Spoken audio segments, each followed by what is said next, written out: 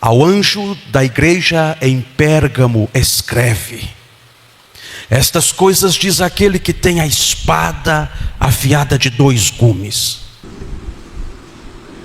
Está tudo jóia, meu irmão? Está tudo na paz? É interessante que neste contexto havia também um sinal que o imperador romano dava quando um gladiador estava para matar o outro, numa luta homem a homem, espada a espada, pedrada a pedrada, porrete a porrete. Então quando um subjugava o outro, ele olhava para a autoridade sentada ali no trono. Ele tinha o ius gladii, a justiça da espada. Então ele fazia um sinal assim, dizendo: pode matar, e o sujeito morria. Mas se a autoridade ali presente, especialmente o imperador, não quisesse a morte, ele fechava os punhos para que a pessoa não morresse.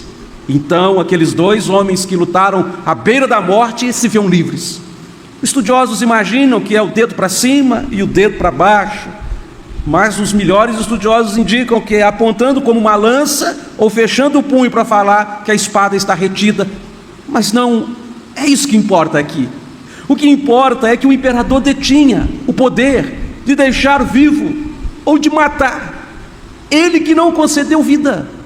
Ele, um mero homem que se julgava o próprio Filho de Deus, o divino César, ele era aquele que determinava se uma pessoa subia vitoriosa ou era jogada no monturo para ser queimada como um despejo humano. Aí nós encontramos a primeira frase do texto: a igreja em Pérgamo escreve, diz o Senhor Jesus, glorioso Deus, estas coisas diz aquele que tem a espada afiada de 2 gumes. Irmãos, espada afiada de 2 gumes é quem está falando com vocês aqui nesta noite também. Mas eu preciso alertar aos nossos corações: esta palavra espada aqui, ela só aparece em Apocalipse por 7 vezes, e uma única vez em Lucas, quando diz que uma espada traspassará o coração de Maria. A mesma espada profética que moveu o coração daquela mulher é a espada profética que está convocando a igreja a estar atenta, porque há um julgamento iminente, há um tribunal instalado, e o Senhor é o dono real daqueles que vivem e daqueles que morrem. Ele é de fato o Filho de Deus, o Deus Todo-Poderoso Deus. E esta palavra aparece no Novo Testamento apenas 7 vezes no Apocalipse. A outra palavra é uma palavra técnica, militar, para a arma curta, é a macaira, que aparecia nos evangelhos, uma espada, não, uma faca praticamente, de 20 a 30 centímetros, mas esta não, esta é a ronfaia. Ixi, que nome é esse? Era uma espada, irmãos, dos bárbaros, os trácios. Era uma espada curva, e os historiadores dizem que ela tinha de 1,50 m a 2 metros. Uau! Ela tinha que ser segurada com 2 mãos, e os romanos temiam os trácios, porque eram os povos bárbaros ali hoje na região da Europa, na região da Bulgária. E então, queridos, os romanos, quando se intentavam contra eles, aquela espada de 2 metros batia nos escudos romanos e cortava os escudos, cortava capacete. Era uma espada temida porque era de alcance longo, ela era um perigo a qualquer exército, mesmo o exército mais famoso do mundo antigo. Mas qual é o problema que tem aqui, pastor? O problema que os trácios resistiram enquanto puderam, e já no 1º século eles estavam subjugados a Roma, e esta espada de defesa se tornou um arsenal do Império Romano.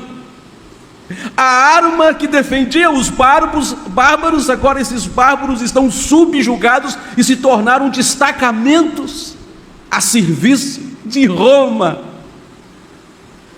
Você consegue notar a gravidade desse texto? Porque está falando de um povo como você e eu, que detinha a espada para o ataque, para a proteção da família, que detinha a espada para a proteção da igreja, do casamento, dos filhos. E agora, irmãos, o mundo está usando a gente para nos subjugar ao serviço deles. Pessoas que nunca se entregaram a Jesus cantando as nossas canções, pessoas cujas almas estão atoladas de cabeça para baixo, indo para o fundo do abismo e recitam os textos bíblicos como se fossem poemas históricos. Nossas espadas de defesa e ataque, violentas espadas que jamais poderiam ser resistidas do mundo, agora os entretem. Quantos de nós, pregadores eloquentes, estamos aí com as nossas palavras de entretenimento ao mundo? Quantos crentes na faculdade, quantas pessoas aqui que aprenderam a lindeza da palavra de Deus nas escolas dominicais e lá no serviço usa isso tudo para promover a empresa, a saúde da sociedade e até promover ali os pensamentos que são anticristãos usando a Bíblia. Não, mas isso aqui pode ser pensado assim. A Bíblia é a mãe de todas as heresias, irmãos. Os ímpios usam das Escrituras para formular as suas teses, a combaterem a própria igreja. A palavra na nossa boca tem que refletir a palavra nos lábios do Senhor, porque nós estamos revestidos do escudo, irmãos, do bom soldado de Cristo, e temos empunhado e manejado bem a palavra da verdade. E Jesus disse: olha, eu tenho a palavra que é capaz de realmente separar a cabeça do corpo, e ela está pronta para isso. Aqueles que não tiverem a mente de Cristo, cabeças rolarão. É um termo muito pesado, eu sei, mas este é o Evangelho, irmãos. Este é o Evangelho que o mundo precisa ouvir, que não tem meio termo, que não tem meio crente, que não tem muro, o muro é um abismo, que não tem morno, que o que tem é homem e mulher que dispôs a entregar a sua vida e, se necessário for, perdê-la por amor a Cristo. Só existe este Evangelho. O que passar disto é a palavra sendo manuseada por um mundo vil, subjugando a igreja e domesticando o povo de Deus para que eles se esqueçam de quem são. Não é o nosso caso, graças a Deus, porque aqui, irmãos, nós estamos diante desse texto, e no versículo 13 há algo muito gritante, porque o Senhor está sendo tão ríspido e tão direto com a igreja em Pérgamo. Diz assim: conheço onde vocês moram, o lugar onde vocês habitam, sei onde está o trono de Satanás, e eu sei que vocês conservam o meu nome aí, e não negam a minha fé ainda nos dias de Antipas, minha testemunha, meu fiel, o qual foi morto entre vós, onde Satanás habita. Eu estou dizendo algo bom sobre vocês. Vocês vivem num mundo que quer subjugar a igreja, mas vocês não se deixam subjugar. Vocês vivem num mundo onde eles querem matar o povo de Deus, e chegam a matar, irmãos. Este ano passado foi um dos anos mais agressivos das últimas contagens, segundo as portas abertas, contra a igreja do Senhor. É gente que vive no mundo, mas não se contamina pelo mundo. E quando diz eu sei onde habita o trono de Satanás, está falando sobre as autoridades públicas, especialmente aqueles subservientes ao Império Romano, as leis mundanas, as ideias do paganismo, homens que ocupam cargos de autoridade, mas que não temem ao Senhor, e que não se importam de subjugar, de ridicularizar, maltratar e, como acontece em muitos países, até perseguir a igreja. Na Coreia do Norte, irmãos, é legitimada pelo Estado a perseguição dos crentes. Lá no mundo islâmico, é o Estado contra a igreja. E aqui em nosso país, por enquanto, o Estado com seus tentáculos está tentando botar na sua cabeça e na minha que a união homoafetiva não é algo comprometedor para o pensamento cristão, que a ideologia de gênero não é algo que deve mexer com você, porque cada um escolhe o que deve ser, que o casamento, ser fidelizado e você ser leal ao seu cônjuge e morrer por amor à sua família é algo desimportante, que nós somos pessoas com cabeças fechadas, ligados a uma ideia judaica cristã, e que você precisa fazer o que a sua alma deseja e não ficar com essa moralidade do escravo, essa moralidade do mendigo, essa moralidade do cristianismo que fala que você tem que perdoar, que você tem que amar. O mundo está tentando revirar a nossa cabeça para dizer que eles estão certos e nós estamos errados. Esta é a ideia do texto, porque o mundo daqueles dias também não era diferente. E o Estado estava impondo aos cristãos morte porque eles não acendiam incenso ao imperador, morte porque eles não aceitavam adorar a Zeus. Havia um templo em Pérgamo, uau! Um templo que hoje seria de 4 andares de altura, a uma divindade famosa dos gregos, Zeus, o pai dos deuses, e era moda adorar. Pérgamo era uma cidade, irmãos, como assim, Alto Caparaó, elevada sobre a montanha, 300 metros, era uma cidade erguida, de onde você olhasse você podia enxergá-la ali. Só que Alto Caparaó tem 6.000 habitantes, Pérgamo tinha o tamanho de Juiz de Fora. Agora você imagine 180.000 habitantes, por exemplo, numa cidade elevada sobre 300 metros de altura, cultuando tudo que o sentimento e o sensorial podem abraçar, e os crentes no meio daquele falando assim: não me submeto, não me entrego, não. E diz aqui que esse Antipas era alguém, conforme a construção textual, que foi fiel até a morte, e que era uma testemunha viva do Senhor, alguém que ou negava a verdade, ou negava a própria vida, e ele preferiu não negar a verdade, e morreu por isso, mas o seu nome está escrito aqui, muito mais que isto, no livro da vida. Queridos, este homem é o símbolo da igreja de todos os tempos, que nunca vai se render. Podem matar nós 1 milhão de vezes, nós vamos continuar marchando sobre as portas do inferno. Tertuliano, um dos pais da igreja, no início disse que o sangue dessa gente, o sangue deste povo de Deus, é como se fosse semente, onde pinga uma gota, brota uma igreja. Não tem como. Irmãos, é aqui que mora o perigo. Você sabe que o coisa ruim, ele não é tolo.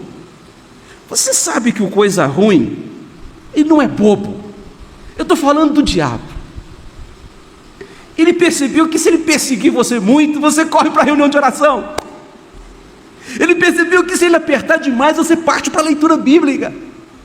Ele notou que quanto mais ele acende o fogo da aflição, mais nós nos aproximamos do trono de Deus. Ele percebeu que se ele perseguir os crentes, esses crentes ficam mais fervorosos. E o que ele fez? O que ele fez é o que está aí no texto do versículo 14. Todavia, tenho contra ti algumas coisas, pois que tens aí, no meio do grupo, os que sustentam a doutrina de Balaão, o qual ensinava a Balaque a armar ciladas diante dos filhos de Israel, para comerem coisas sacrificadas aos ídolos e praticarem a prostituição.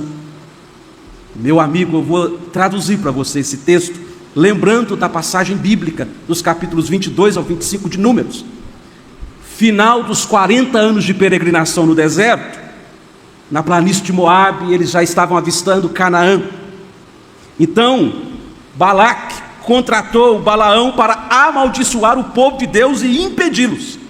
Só que quando Balaão vai, irmãos, amaldiçoar, a boca dele entorta e ele tem que abençoar. Ele vai impetrar uma maldição sobre o povo de Deus, e Deus faz aquela maldição se tornar a bênção. Ele lança todos os impropérios que a sua alma poderia descrever, mas da sua alma só sai favo de mel. E ele falou assim: gente, não tem como amaldiçoar esses crentes não, eles são muito protegidos. Mas você sabe que o inimigo de nossas almas, como disse João Calvino, é igual uma aranha. A aranha, a dona de casa sabe melhor que nós. A aranha é o seguinte: ela faz uma teia ali, você tira a teia, amanhã ela faz de novo, aí você tira a teia, amanhã ela nunca desiste de fazer a teia dela. O diabo nunca desiste de pegar você na armadilha. Enquanto você não mata a aranha, aquela teia não para de aparecer. E aqui, irmãos, há uma expressão muito especial no texto, que é a palavra aqui, escândalo, armar ciladas diante dos filhos de Deus. Qual foi a cilada que Balaão disse? Não tem como amaldiçoar essa gente não, mas eu vou fazer um negócio para você que vai dar certo. Envia mulheres pagãs, envia para o meio deles mulheres que não temem a Deus, envia para o meio do povo de Israel mulheres moabitas, e aí eles vão se engraçar com elas, e eles vão acabar se desviando do caminho do Senhor. E aí, quando pensar que não, eles foram amaldiçoados de dentro para fora.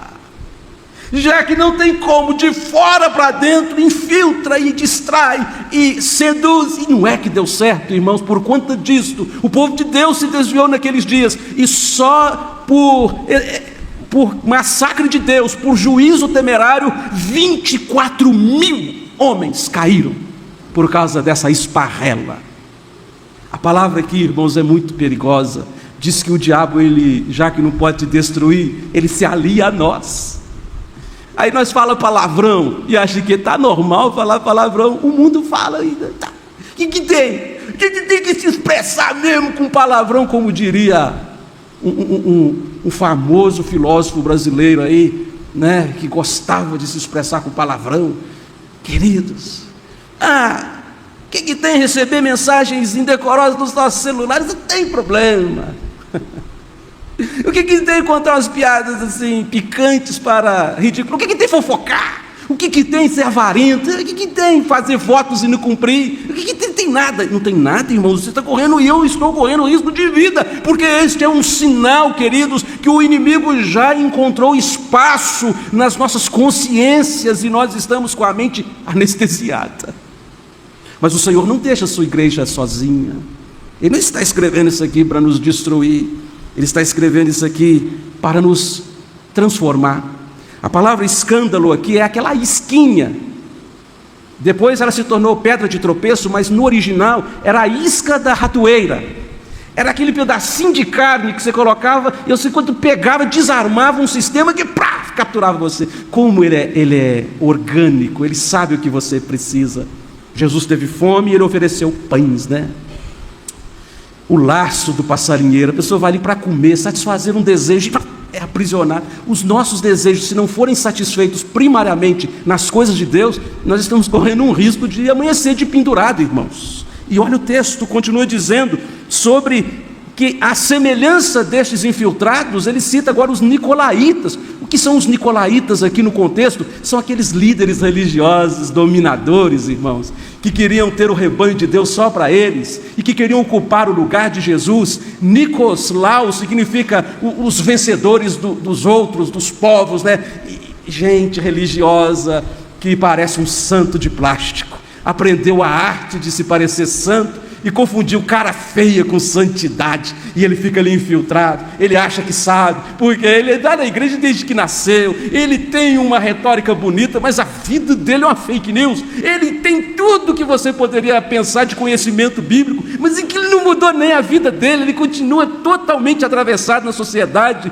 Mas olha, irmãos, isso aqui está sendo dito como um inimigo infiltrado em nossas mentes. Ele não pode te possuir. Você sabe que o diabo não pode te tocar, praga nenhuma chega à sua tenda, mas ele pode mexer na nossa mente. E você ouvir esse sermão e falar assim: pastor, está doido, isso tem nada a ver. É o que ele mais gosta, de crentes que não acreditam na palavra de Deus. São melhores do que os ímpios para ele, porque o ímpio, deixa ele dele, mas crentes que não confiam e não acreditam na Bíblia, ele aplaude de pé, irmãos.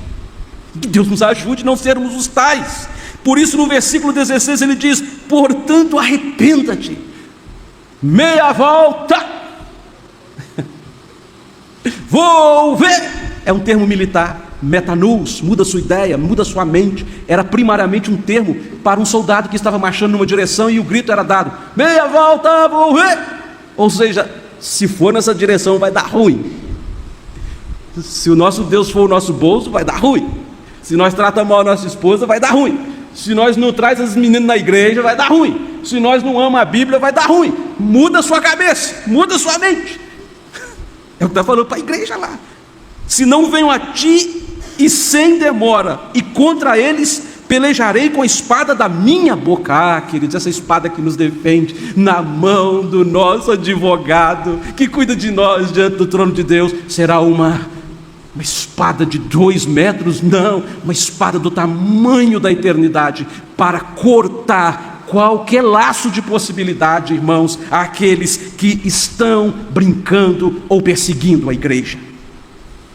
Versículo 17, nós estamos chegando ao fim do texto, mas esse texto nunca vai chegar ao fim da nossa vida, porque é uma barca que vai nos conduzir seguro. Querido, diz o texto no verso 17, vamos juntos? Quem tem ouvidos, ouça o que o Espírito diz às igrejas.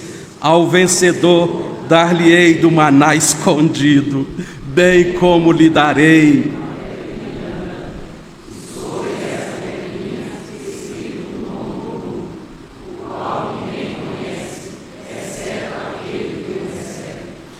um maná escondido.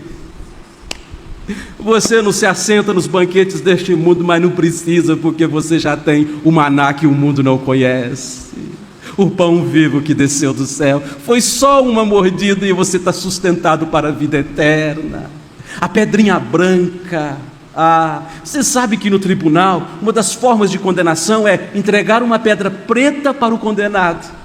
Olha que coisa mais lúdica. Você está lá no tribunal e o juiz se levanta e diz: vamos proferir a sentença, e ele mexe de dentro da sacolinha e tira uma pedrinha preta dizendo: você está perdido, meu filho, pode cortar a cabeça dele. Mas Jesus disse a vocês: não, vocês não, ninguém mexe com o meu povo, não. A pedrinha que eu dou a eles, o juiz verdadeiro, o reto juiz, disse Paulo em 2 Timóteo, no capítulo 4, a quem me coroará com a coroa que já está guardada, a coroa do reto juiz. Ele vai te dar uma pedrinha branca. Essa pedra branca você já conhece, irmãos, você já tem aí na sua alma. É Jesus falando: olha, pode ficar firme que a recompensa já está garantida. Quem intentará acusação contra os eleitos de Deus? Quem os condenará? Se é Cristo Jesus quem os defende, aquele que tem a espada que corta tudo. O Deus eterno é a sua habitação, meu irmão. Não há quem cavalgue os céus para a tua ajuda como o nosso Deus. Ele estende os braços eternos por debaixo de nós e nos sustenta. Queridos, e diz aqui um novo nome. Você sabe que eu tenho um nome muito exótico, né? Tchaikovsky. E se tem uma coisa que me agrada muito na Bíblia, entre todos os textos bíblicos, é um desse texto aqui. Já pensou? Eu vou receber um novo nome? Que coisa boa, ninguém vai me chamar, embolar a língua para falar meu nome lá no céu. Mas aqui, irmãos, é mais do que isso. Um novo nome. A palavra novo aqui não é novidade, uma coisa diferente do que é, mas é a palavra kainos. Este nome que o mundo despreza vai ser o nome que vai julgá-lo, que diz Paulo que nós vamos nos assentar nos tribunais para julgar o mundo. Este nome que é lido hoje nas arenas para dizer: morreu fulano de tal, perseguido pelo Islã, este nome se levantará contra os seus perseguidores. Não é o nome de um povo subjugado pelo tempo. Não é o nome de um João que estava na ilha de Patmos. Não era o nome de um André que foi crucificado em forma de X. Não é o nome de um Tiago que foi flechado no peito até a morte. Não é o nome de Pedro que foi crucificado de cabeça para baixo. Não é um nome de um Mateus que foi assassinado e, segundo a história, até mesmo queimado numa panela de óleo incandescente. Queridos, o seu nome é o nome que Deus vai usar para, no final, se levantar como testemunha contra o mundo e dizer: este é o nome que, atrelado ao meu, será nome acima de todos os nomes deste mundo, o nome de vencedores, o nome que a história não pode apagar, porque está escrito sobre uma rocha eterna, com sangue, está gravado nas palmas da mão de Deus. Ele diz: o teu nome está escrito bem aqui, meu amigo e meu irmão. Quando diz um nome novo, é um nome renovado. Um nome que quando você viu era um bebê na manjedoura, e agora o mundo vai ter que tremer diante dele, porque está entronizado acima dos querubins. É um nome que a sua mãe te deu, é um nome que o seu pai quis para você, mas é um nome que antes da eternidade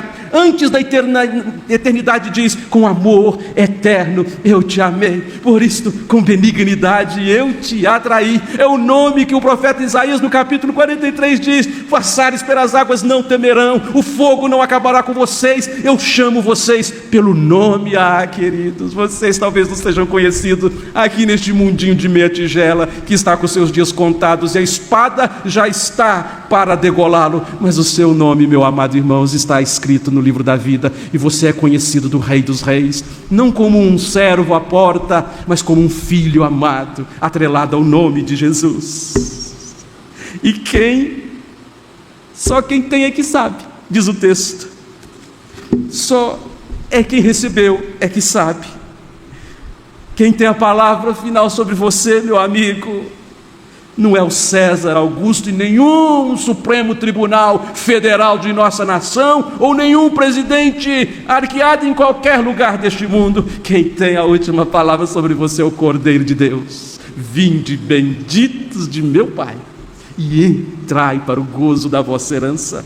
As mãos feridas de Jesus te entregaram a pedra branca, dizendo: ninguém pode te separar do meu amor. Você é mais do que vencedor em mim, absolvido para sempre, convidado ao banquete eterno. O nome que ele escreveu ninguém pode apagar. A igreja não caminha como os trácios, que sofreram resistência, acomodação e extinção. A igreja empunha a ronfaia original, a espada poderosa. Ela não foi romanizada, ela não se negocia, ela é a lei e o evangelho pregado para a salvação daqueles que hão de crer. E que Deus nos ajude a andar de cabeça erguida num mundo virado de cabeça para baixo. Vamos dar graças a Deus por isso, irmãos. Amém.